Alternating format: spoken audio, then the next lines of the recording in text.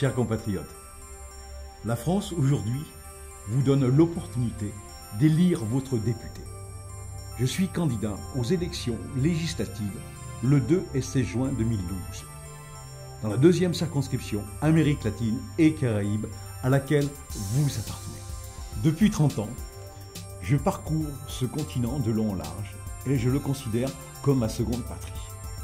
Élu et réélu à l'Assemblée des Français de l'étranger, je consacre une grande partie de mon temps depuis 9 ans à porter les préoccupations des Français de la zone andine devant les autorités consulaires, diplomatiques et dans les ministères à Paris.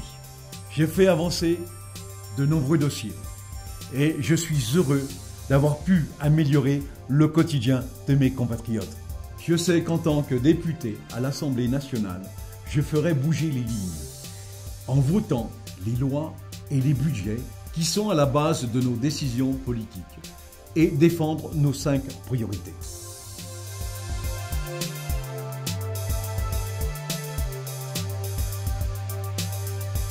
Nous voulons toujours un enseignement de grande qualité et l'extension de la gratuité scolaire à tous nos enfants.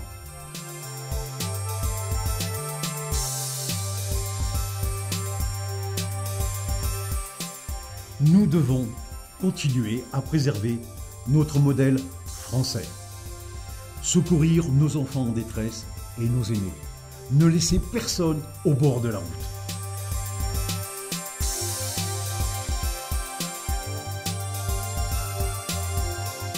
Nous devons accroître absolument le commerce extérieur. Nous avons besoin d'un fonds d'accompagnement pour nos petites et moyennes entreprises. Nos multinationales devront jouer le rôle de grands frères pour développer des formules de portage pour ces entreprises. Un réseau de parrainage est nécessaire pour aider nos jeunes Français à trouver un premier emploi à l'international. Il faut créer des centres de formation professionnelle pour nos jeunes. Ces jeunes qui n'ont pas pu faire des études universitaires ont besoin d'acquérir un métier.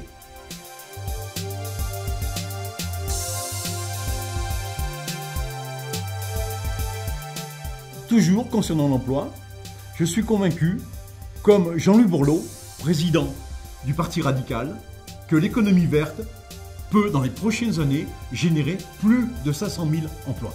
Nous devons aider financièrement les Françaises et les Français porteurs de projets durables et d'énergie renouvelable. Nous avons des femmes et des hommes de talent et dévoués. Et nous devons absolument renforcer leurs moyens et faciliter l'accueil de nos compatriotes en humanisant les démarches administratives.